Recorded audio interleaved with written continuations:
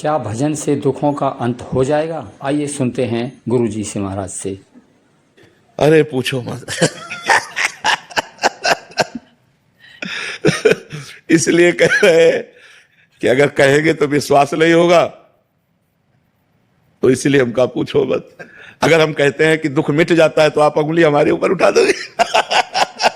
तो अगर कहोगे मंत्र जपने से क्या दुख मिट जाते हो, अगर हम कहते हैं हाँ, तो आप कहोगे आप ही भोग रहे हो, अभी तक क्या मंत्र नहीं जप पाए क्या? बात यह है कि पूर्व जो प्रारब्ध निश्चित हो गया है उसे भोगना पड़ेगा।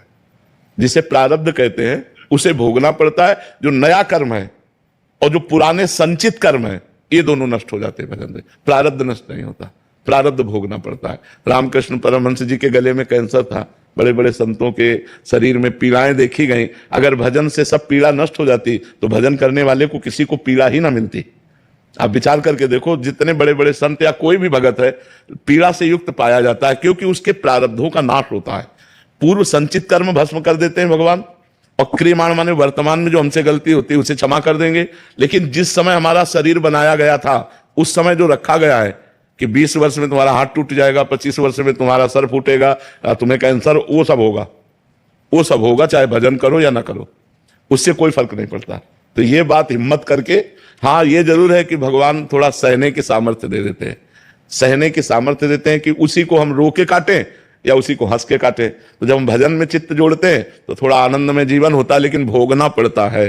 अवश्य में वो भोक्तव्यम कृतम कर्म शुभाशुभम, भोगना पड़ता है। इसीलिए सबको भोगना पड़ता है। इसीलिए कहा जाता है डरो पाप कर्म मत करो, क्योंकि कर्म बन गया तो भोगना पड़ेगा।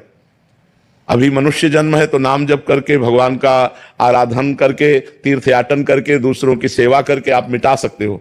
और मनुष्य जन्म छूट गया फिर नहीं मिटा पाओगे, फिर तो भोगना ही भोगना है। इसलिए खूब नाम जप करो और जो कष्ट आवे उसे भोग लो, भगवान का प्रसाद मान करके निकल चलो। बहुत भयावह संसार है, बहुत कष्टमय संसार है। पता नहीं लोग कैसे जीते हैं।